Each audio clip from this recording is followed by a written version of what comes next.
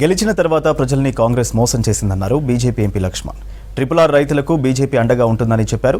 అధికారంలోకి రాకముందు RRR రైతుల గురించి మాట్లాడిన కాంగ్రెస్ నేతలు ఇప్పుడెందుకు మౌనంగా ఉన్నారని ప్రశ్నించారు. యాదాద్రి భువనగిరి జిల్లాలో పర్యటించిన లక్ష్మణ్ RRR రైతుల పక్షాన కలెక్టర్కు వినతి పత్రం అందించారు.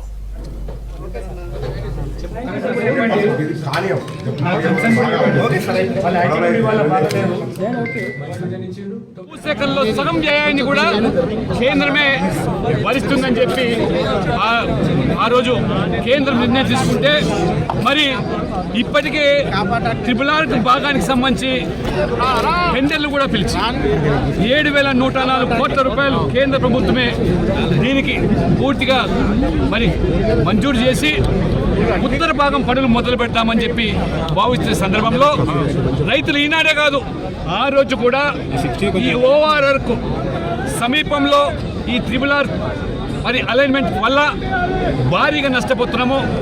రైతులు ముఖ్యంగా అంతకుముందు నేషనల్ హైవేస్ కింద కానివ్వండి లేదా ఇతరత్ర మరి విద్యుత్ లైన్ల పేరు మీద భూమి సేకరణ జరిగింది. మళ్ళీ RRR పేరు మీద అదే మరి ఈ ప్రాంత ప్రజలకు చేయడం బాగోదు కాదని ఉత్తర భాగం అన్నప్పుడు గిర్మాపూర్, రెడ్డిపల్లి, ఇస్లాంపూర్, ప్రజ్ఞాపూర్, రాయగిరి, తంగడపల్లి, గతంలో ఆలేరు, అదే రకంగా చౌటుప్పలు, మోటకూరు ప్రాంతం నుంచి అలైన్మెంటు.